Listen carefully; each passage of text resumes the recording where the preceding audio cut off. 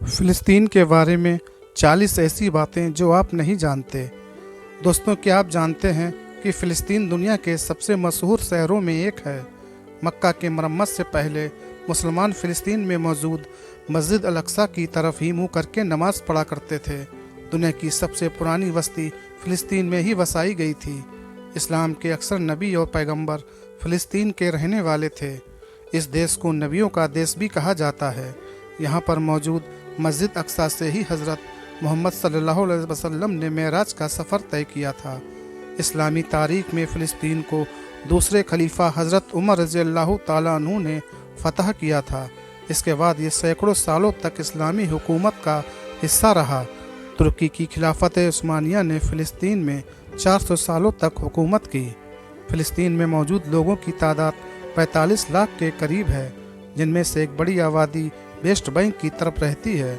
1920 वाले फ़िलिस्तीन का सिर्फ 12% हिस्सा ही अब मुसलमान के पास बचा है, और शायद वो भी आजकल की इजरायली हमले के बाद फ़िलिस्तीनियों के हाथों से निकल जाए। दोस्तों, मस्जिद अक्सा पर बना गुंबद इस्लामी दुनिया में बना सबसे पहले गुंबद था। इससे पहले किसी भी मस्जिद में गुंबद नहीं बनाया गया। इसकी बुनियाद खलीफा अब्दुल मालिक मरवान ने 692 ईस्वी में रखी थी, जिसके बाद इसे हर मस्जिद में इस्तेमाल किया जाने लगा। मस्जिद अक्सा पर बने इस गुंबद को डोम ऑफ द रॉक के नाम से जाना जाता है।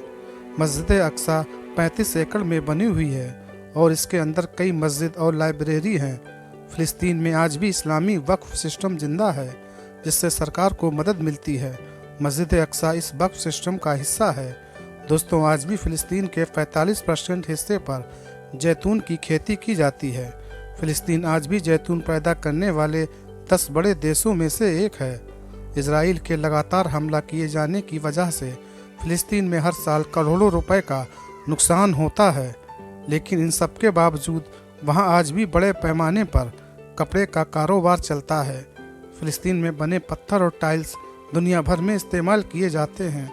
मक्का की मस्जिदुल हराम में इस्तेमाल किए गए कुछ पत्थर भी फ़िलिस्तीन से ही मंगाए गए थे। दोस्तों, फ़िलिस्तीन को बांटकर इजराइल बनाने का सबसे पहले मंसूबा 1937 में पेश किया गया था, कि जिससे मुसलमान नाकाम बना दिया था। लेकिन सन 1947 में ब्रिटेन ने साजिश करके इसे 2 हिस्सों में बांट दिया था और एक नए देश इजराइल को कायम कर दिया। ब्रिटेन ने हर मुस्लिम देश को कमज़ोर करने की कोशिश की। उसने भारत के भी 2 हिस्सों में बांटा ताकि मुसलमान की ताकत को तोड़ा जा सके। यही काम फ़िलिस्तीन में किया गया और इस तरह मुसलमान की ताकत और सल्तनत 2 हिस्सों में बंटकर रह गई। बहुत कम लोग जानते हैं कि इस्लामी हुकूमत में फ़िलिस्तीन का इलाका जॉर्डन, मिस्र, शाम जैसे देशों तक फैला हुआ था। ये सभी देश फ़िलिस्तीन का ही हिस्सा थे। हज़रत यूसुफ अलैहिस्सलाम ने जिस मिस्र में हुकूमत की, उसमें फ़िलिस्तीन भी शामिल था। दुनिया के मशहूर बादशाह सिकंदर ने भी एक वक्त फ़िलिस्तीन पर हुकूमत की थी।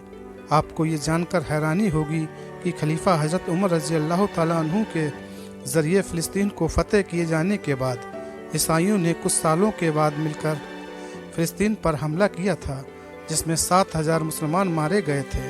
ये सभी जंग सलीबी जंग के नाम से जानी जाती है। 10वीं सदी में हुई सलीबी जंगों के नतीजों में फ़िलिस्तीन और मस्जिद अक्सा पर यहूदियों ने कब्जा कर लिया।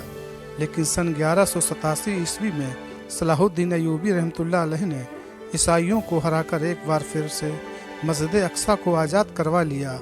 दोस्तों, खिलाफत उस्मानिया ने फ़िलिस्तीन पर 400 साल तक हुकूमत की। फ़िलिस्तीन और मस्जिद अक्सा 1920 तक खिलाफत उस्मानिया के कब्जे में रहा, लेकिन 1920 में ब्रिटेन ने इस पर कब्जा कर लिया।